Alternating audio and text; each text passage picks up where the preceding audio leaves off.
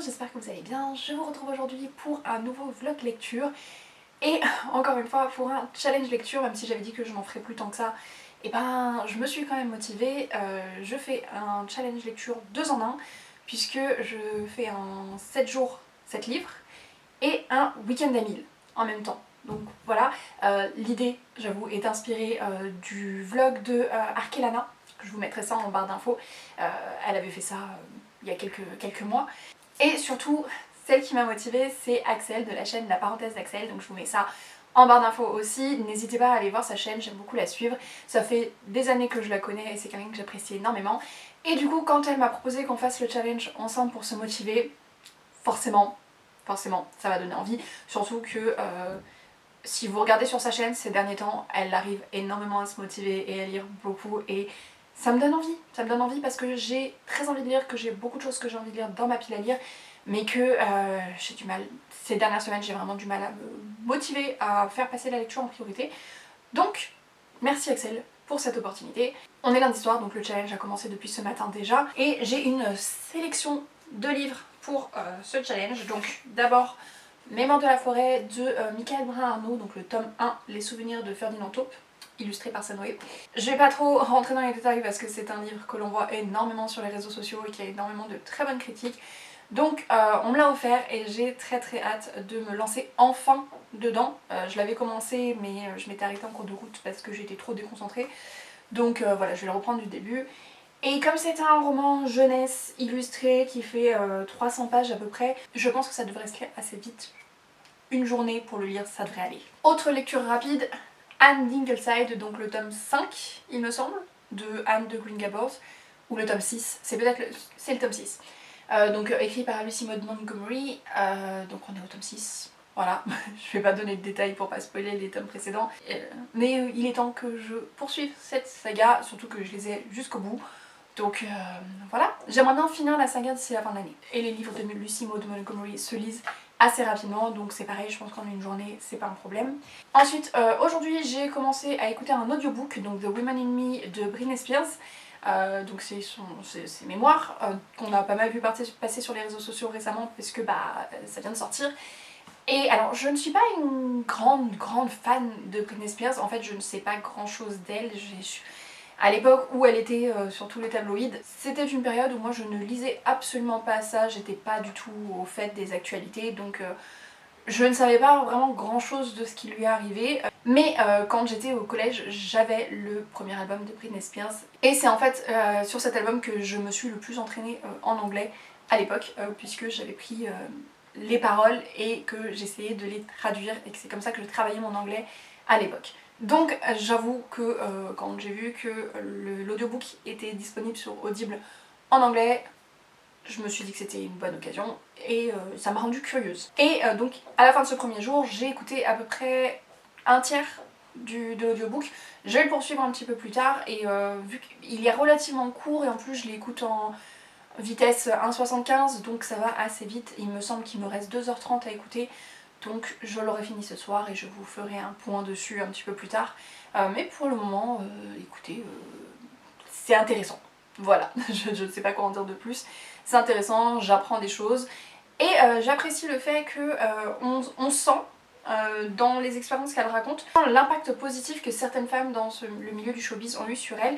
Elle n'hésite pas en fait à avoir des mots très gentils et vraiment bienveillants envers d'autres artistes féminines et j'aime bien ce côté sororité en fait où malgré l'époque, puisque ça s'est passé dans une période où on avait plus tendance à pousser les femmes à se détester les unes les autres, à avoir toute autre jeune femme comme de la concurrence. On voit qu'elle elle n'oublie pas, elle n'a pas oublié celles qui au contraire ont été à ses côtés, ont été bienveillantes envers elle et elle leur rend dans cet ouvrage, dans ce témoignage. Donc voilà, c'est tout pour le moment, c'est tout ce que j'ai à dire. J'en suis, comme je disais, à un tiers. Donc je vous en reparle quand je l'ai fini. Ensuite, pour le week-end à 1000, précisément, j'ai choisi 3 livres qui devraient se lire rapidement, donc 2 graphiques et un manga. Donc le premier c'est Batman The Night de Chip Zdarsky et Carmine Di Giandomenico que Guigui m'a offert. Un autre comics que Guigui m'a offert c'est un Marvel cette fois, donc Secret Warriors. Je vous en ai déjà parlé dans un book haul de ces deux-là il me semble. Mais voilà, j'ai prévu de lire ces deux-là sur le week-end d'Amil pour, j'avoue, cumuler des pages rapidement. Et pareil, je vais lire le tome 3 de Magus of the Library de Mitsu Izumi que Magap m'a prêté. Mais comme ça, je pourrais enfin le lui rendre. Donc voilà, je pense qu'on n'est pas tout à fait à 1000 pages avec ces 3 livres. Il faudrait que je compte, en fait, j'avoue, j'ai pas regardé. Mais on ne doit pas être très très loin, donc si je rajoute un autre roman, ça devrait le faire. Sachant que bon, si vous avez compté avec moi, on n'est pas à 7. On a combien 1, 2, 3, 4, 5, 6. Il nous manque un livre et je n'ai pas encore décidé ce que ce serait en fait. Voilà. Je verrai en fonction de mes envies, de mon inspiration et du rythme de lecture aussi. Mais bon voilà, j'ai pas mal de livres dans ma palle qui m'attendent. Donc j'improviserai quand j'aurai fini cela. Donc voilà pour le programme de cette semaine. Je vous retrouve très bientôt pour un petit update.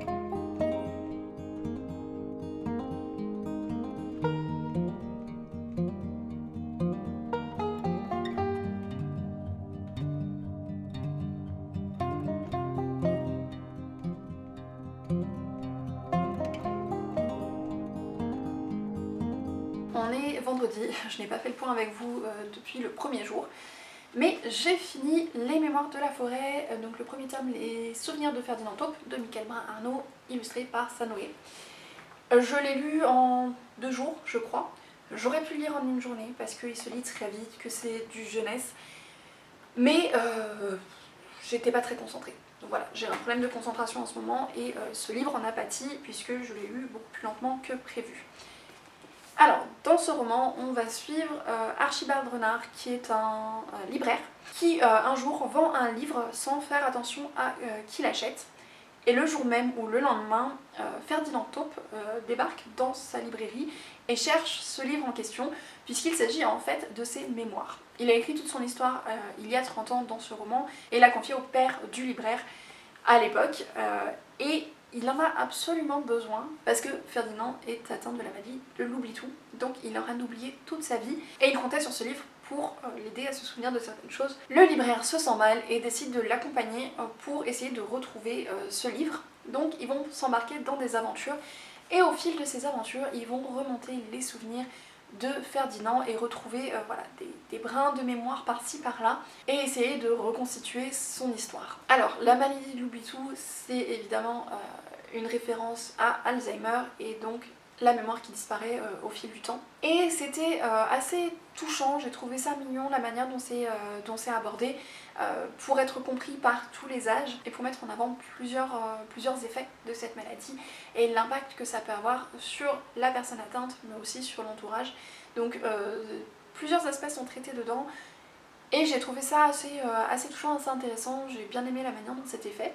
Les personnages que l'on rencontre au fil des pages sont tous assez touchants, les illustrations sont absolument sublimes et l'histoire est mignonne comme tout, avec des moments quand même relativement tristes, mais aussi surtout beaucoup d'amour et beaucoup de beaux moments de solidarité aussi qui sont assez touchants. Donc en soi c'est une belle lecture, mais je m'attendais à ce que ce soit beaucoup plus touchant. Je m'attendais à avoir envie de pleurer par moments ou...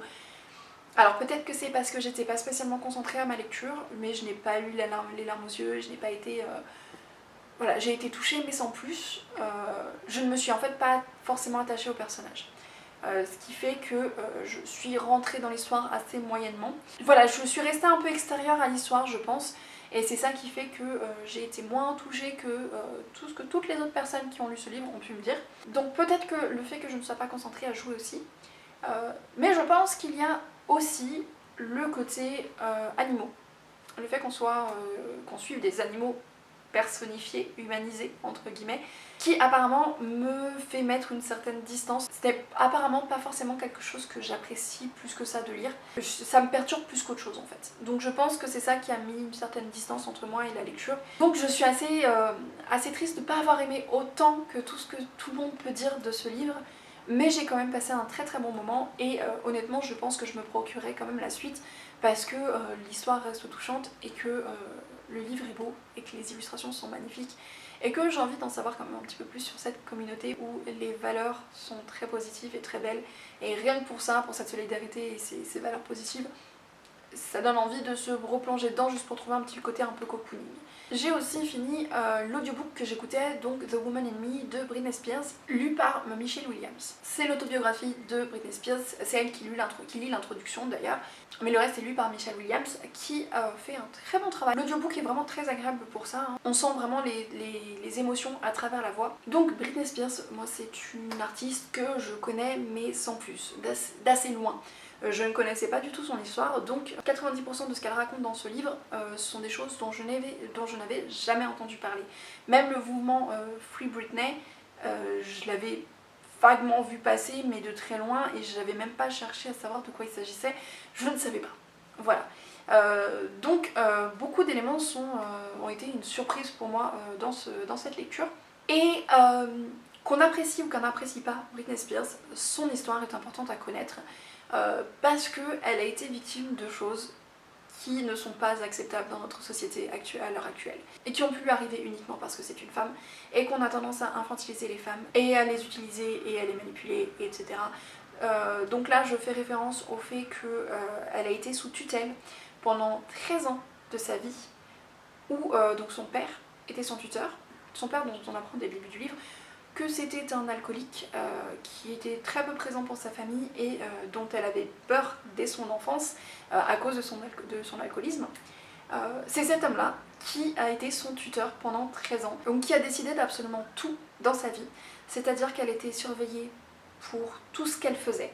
Elle n'avait absolument pas son mot à dire dans son emploi du temps, elle ne pouvait pas choisir quelle chanson elle allait chanter, comment, elle ne pouvait pas choisir de changer un numéro, elle ne pouvait pas choisir d'aller aux toilettes toute seule, elle était surveillée même pour aller aux toilettes, elle était surveillée dans ce qu'elle mangeait, dans le sport qu'elle faisait, tout dans sa vie était contrôlé par son père qui profitait au passage de son argent. Et bien sûr, ils ont utilisé la menace de si tu n'obéis pas, on t'enlève tes enfants. Comment utiliser son instinct maternel et son amour pour ses enfants contre elle.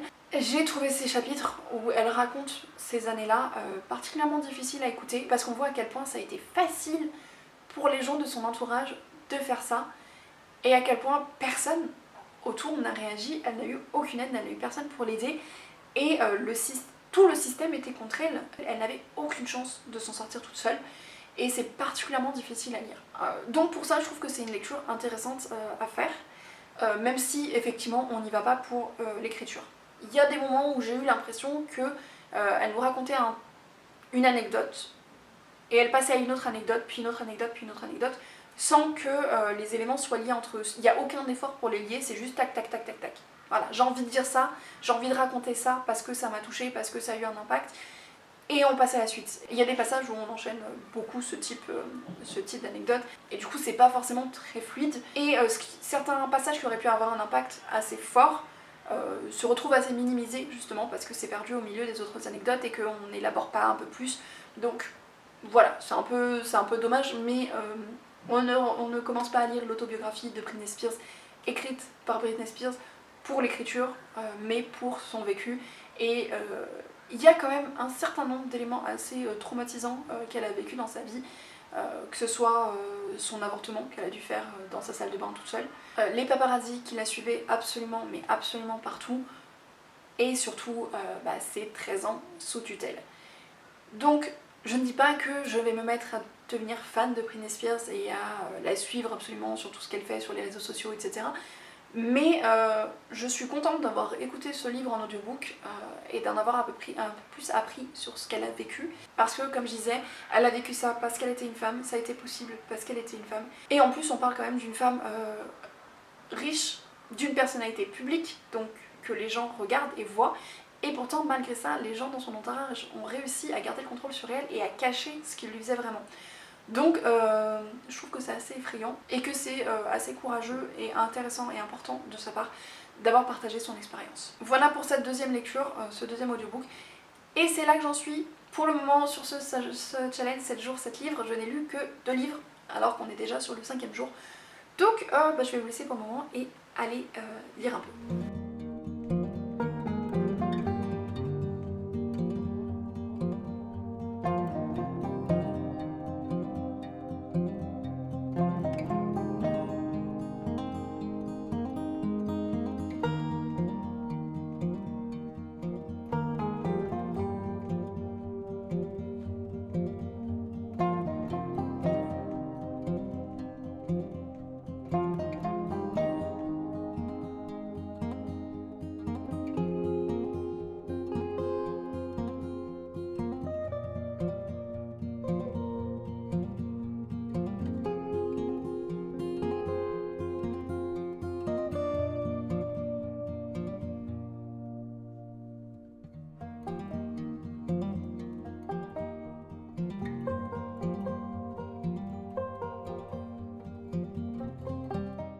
On est lundi, le challenge est terminé, les 7 jours sont passés et le week-end à 1000 est passé aussi. Et je ne vous ai pas fait le point depuis 3 jours. Voilà. Donc vendredi, je vous disais que j'avais fini Mémoire de la forêt. Je n'ai rien lu d'autre ce jour-là. Mais le lendemain, donc le samedi, j'ai lu beaucoup. Puisque je m'étais gardé des livres assez rapides à lire pour le week-end à 1000 et pour essayer de rattraper un peu le fait que j'avais du retard puisque j'avais lu que 2 livres en 5 jours et que le but c'était 7 en 7 jours. Donc pour commencer, j'ai lu Batman The Knight de Chip Zdarsky et Carmine Giandomenico. Donc c'est l'histoire de Bruce Wayne avant qu'il devienne The Dark Knight, avant qu'il devienne Batman. On suit en fait les années où il va s'entraîner pour essayer de devenir le meilleur dans tous les domaines pour pouvoir devenir ce super-héros, ce vigilante qui va appliquer sa propre justice. En fait, on va suivre vraiment les différentes étapes. On va le suivre au fil de ses différents entraînements, des différents axes qu'il va choisir de développer et des rencontres qu'il va faire au fur et à mesure et comment ça va avoir un impact sur ses décisions. Et j'ai bien aimé. Alors j'ai eu un petit peu de mal au début et puis il y a le personnage de Anton qui arrive à un moment donné.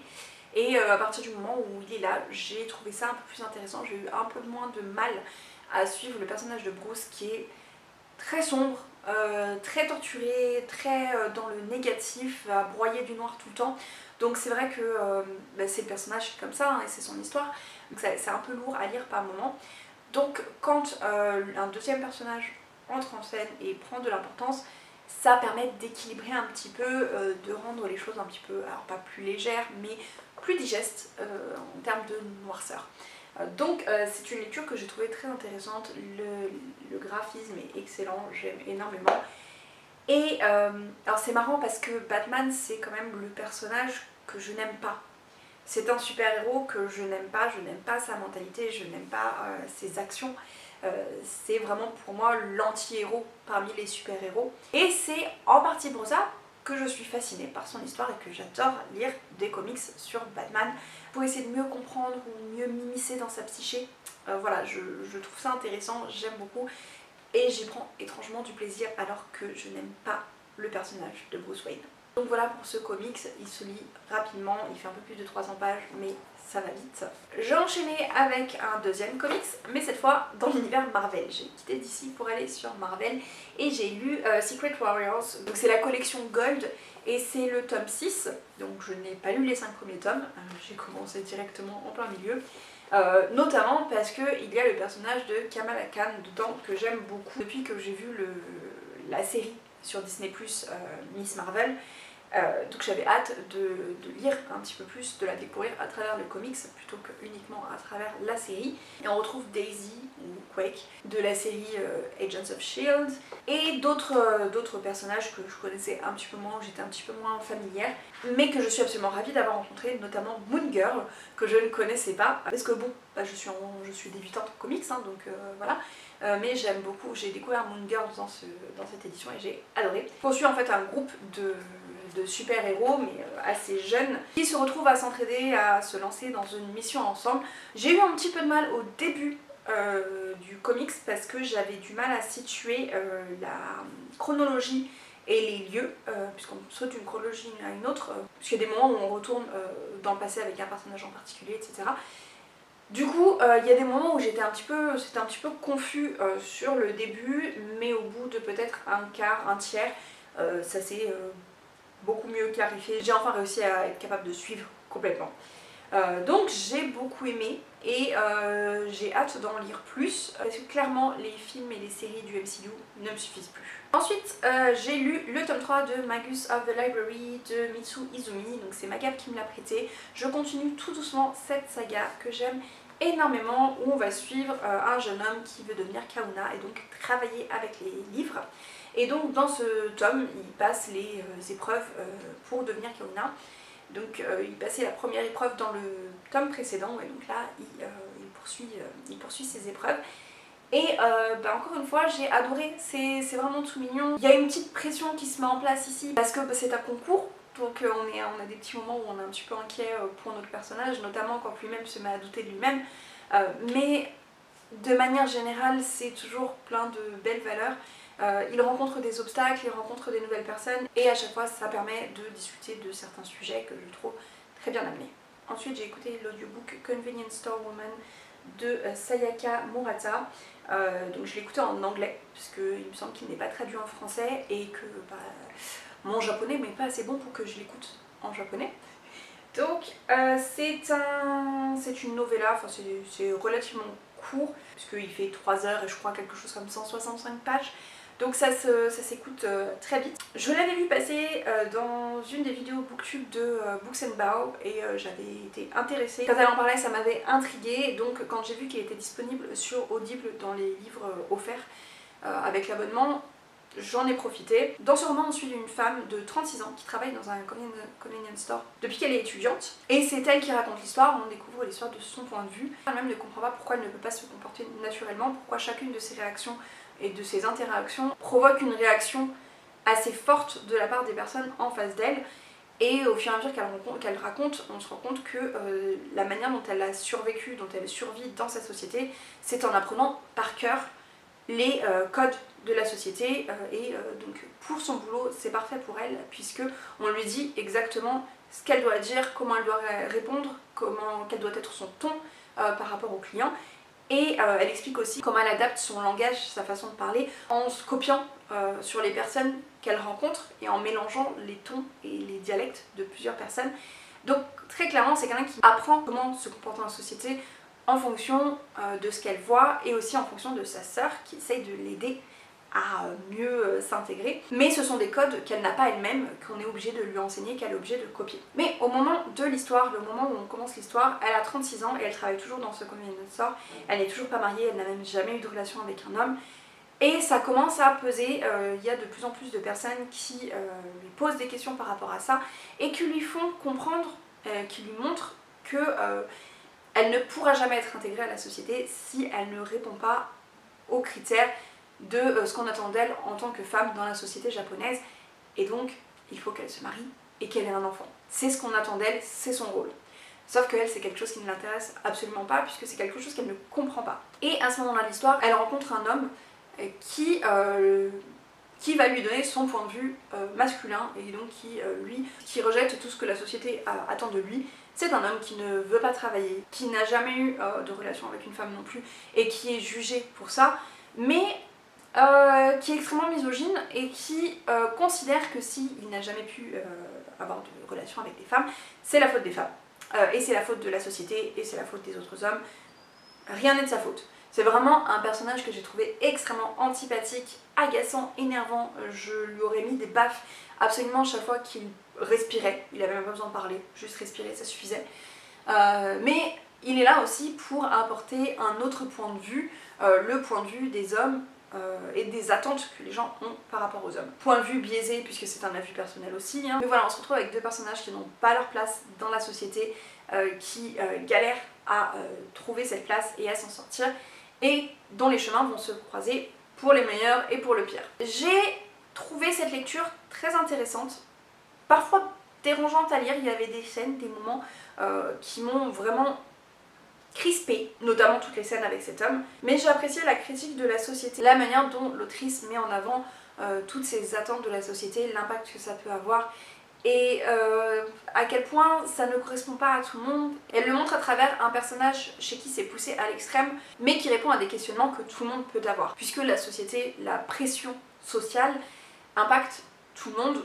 Il y a certaines personnes qui jouent le jeu, d'autres qui ne jouent pas du tout le jeu, et certaines personnes qui le font sans même s'en rendre compte, ou qui le font mais ça a un impact sur la santé mentale, ça a un impact sur la santé physique, etc. Donc j'ai trouvé intéressant que ce sujet soit abordé ici, et donc même si la lecture est courte, elle est assez marquante, même si il n'y a pas spécialement d'attachement envers les personnages, mais personnellement ça m'a quand même touchée. Et ça a rejoint des questionnements que j'ai déjà personnellement concernant la pression sociale. Donc voilà pour les livres que j'ai lus ce week-end. J'ai aussi commencé Anne d'Ingleside dimanche. Je pensais le lire dans la journée et ça m'aurait fait mon 7e livre pour mes 7 jours, 7 livres. Et en fait j'ai lu une trentaine de pages, même pas, donc voilà. Je n'ai pas réussi cette partie-là du challenge. Par contre j'ai quand même atteint les 1000 pages sur le week-end grâce au format comics et manga. Donc voilà pour les 6 lectures que j'ai fait pendant cette semaine grâce à Axel et sa motivation. Elle a été plus efficace que moi, elle a plus lu, mais le simple fait qu'elle m'ait motivée, qu'on en ait discuté au fil de nos lectures, ça m'a quand même bien boosté, bien motivé, bien relancé dans la lecture. Donc même si je n'ai pas validé entre guillemets le challenge, je suis quand même bien contente, surtout que j'ai fait des lectures très diversifiées, très différentes les unes des autres, mais très intéressantes. Donc voilà pour ce vlog, pour ce double challenge en motivation avec la parenthèse d'Axel. N'hésitez pas à me dire si vous avez lu certains de ces livres, si certains vous font envie. Sur ce, je vous souhaite à tous de très bonnes lectures et je vous dis à très bientôt.